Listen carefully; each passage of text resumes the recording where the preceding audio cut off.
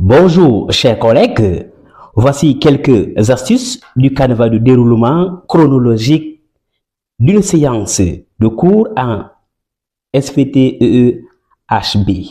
Nous avons organisé ce canevas en deux phases.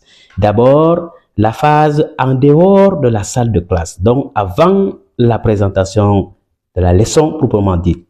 Le premier point, c'est la préparation anticipée de la leçon.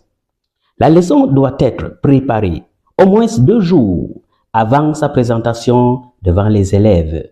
L'enseignant doit repérer à l'avance les mots difficiles, identifier les phrases complexes, anticiper les notions techniques susceptibles de poser des problèmes.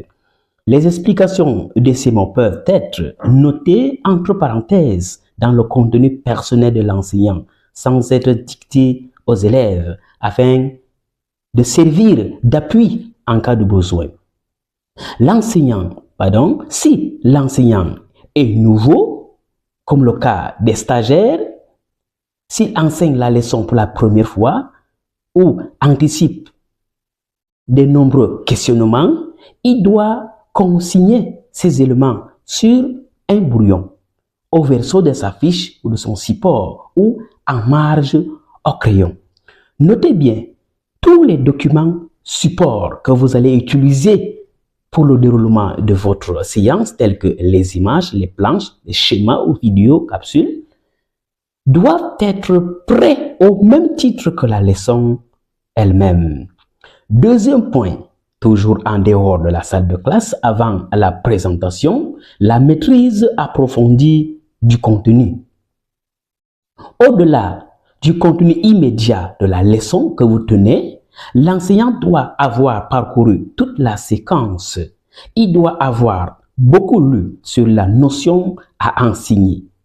C'est à ce niveau que s'installe la confiance en soi.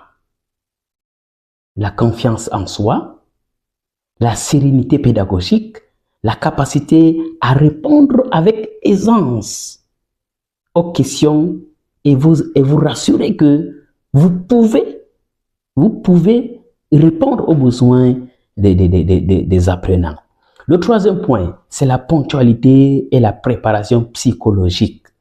L'enseignant doit être présent à l'établissement au moins 15 minutes avant l'heure du cours. Si le stress tente de s'installer, comme nous sommes dans le cas des stagiaires en ce moment, il faut le rappeler, c'est des choses qui arrivent. Il faut se rappeler des prestations réussies antérieurement. Peut-être pendant les exposés, vous avez prié pendant votre présentation, pendant les cours que vous avez donnés ailleurs, pendant les interventions publiques, peut-être à l'église et dans d'autres cérémonies. Donc, rappelez-vous que vous avez brillé quelque part et que vous pouvez faire la même chose. Vous devez vous convaincre que la leçon est connue. Vous devez vous rassurer que vous connaissez la leçon. Oui. Rappelez-vous de comment vous l'avez préparée. La préparation a été faite. La compétence est là. Donc, il faut se faire confiance. Vous êtes prêt. Rassurez-vous, vous êtes prêt. Ne doutez pas de vous. Vous êtes déjà prêt. C'est là où s'installe votre confiance. Passons à présent à la deuxième phase, la phase ultime où vous êtes sur le terrain de jeu. Voilà, dans la salle de classe. Dès l'entrée de l'enseignant, les élèves se lèvent pour le saluer. Cela traduit le respect, la reconnaissance de l'autorité pédagogique et leur disponibilité à apprendre. Les élèves savent que la notion que vous allez enseigner est importante pour eux. C'est une notion qui peut revenir aux évaluations ou à l'examen. Ils ont besoin de comprendre. Alors, dès que vous entrez, sachez qu'ils sont prêts à vous accueillir. Alors, quelle est la première chose à faire quand vous entrez en salle? C'est